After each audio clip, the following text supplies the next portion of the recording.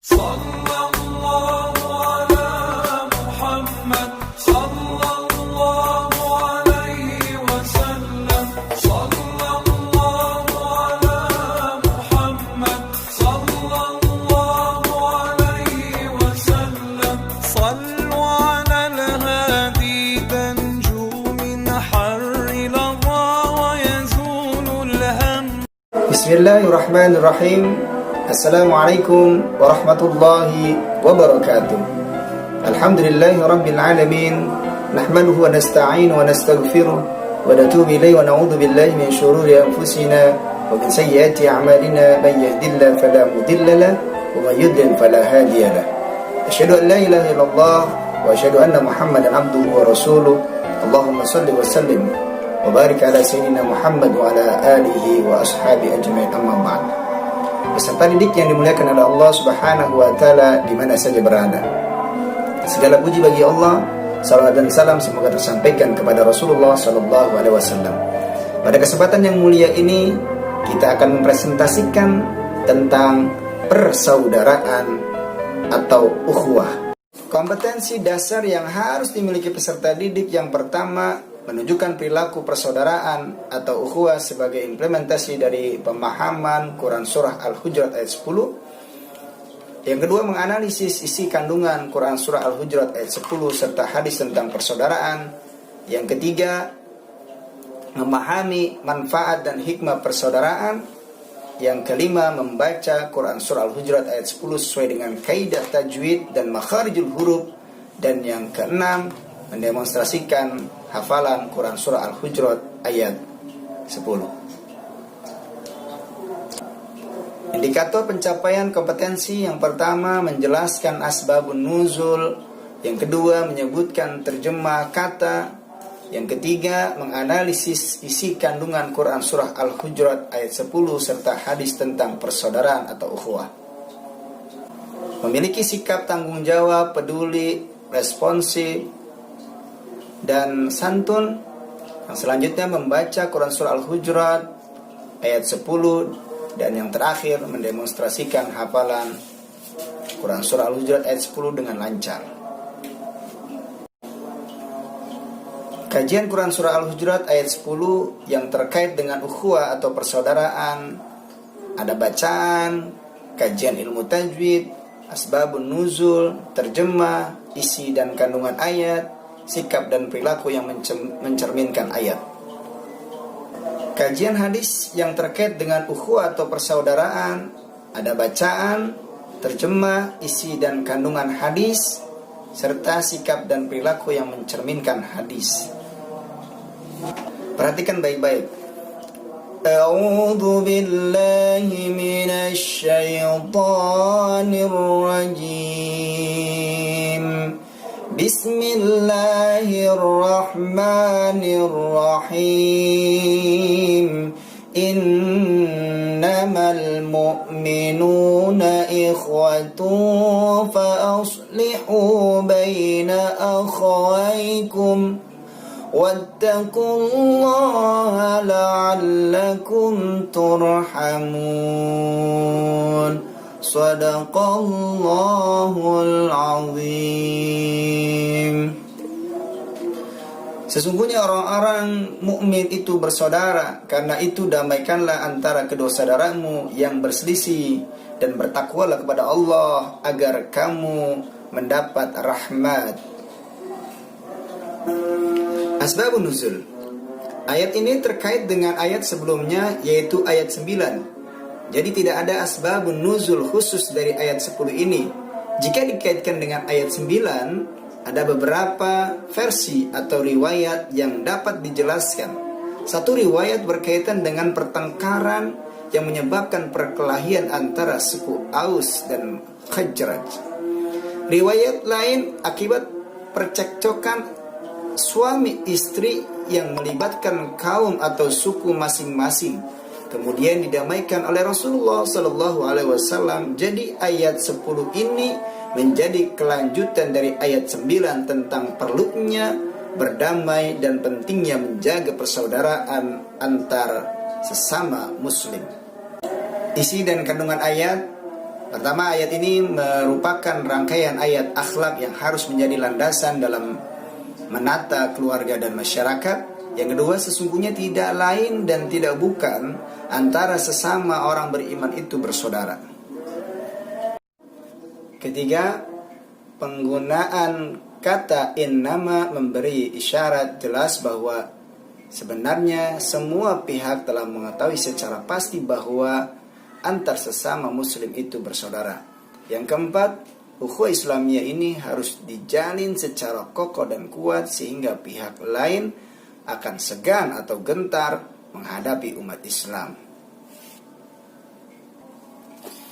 Yang kelima, jangan sampai terjadi ukhuwah Islamiyah dimaknai secara sempit sehingga dalam tata pergaulan internasional umat Islam hanya mengutamakan umatnya sendiri tanpa mau peduli kepada umat lain.